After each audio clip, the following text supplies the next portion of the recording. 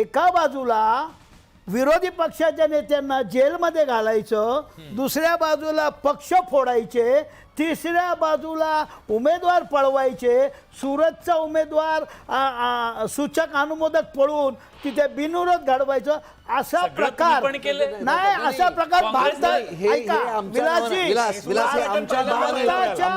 भारताच्या निवडणुकीमध्ये कधी घडलं नव्हतं. कधी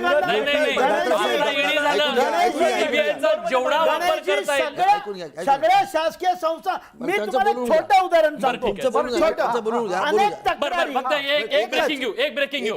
सुनील तटकरे आता तिथं मोठ्या लीड कडे जाताना पाहायला मिळत आहेत. तटकरेंना 11व्या फेरीमध्ये आणखी लीड मिळालेली 38,700 मतांची ही लीड अधिक मजबूत होती लीड.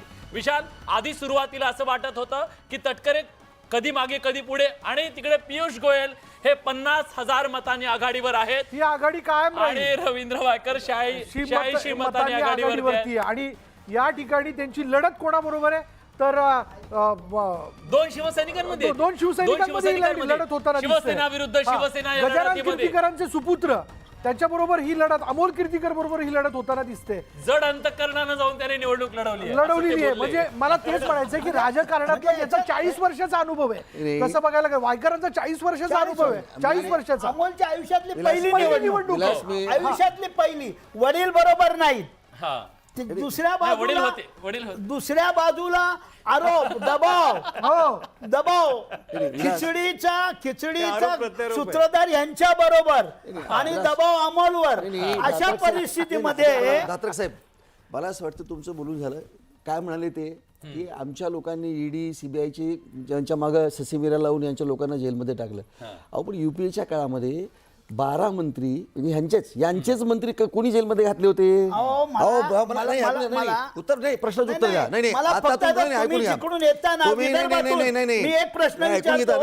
100 कोटी रुपयाची वसुली 12 मंत्री तुम्ही युपीएच्या काळामध्ये जेलमध्ये का घातले होते? 100 कोटी रुपयाची वसुलीचा आरोप केला आणि कोर्टात किती सांगितलं?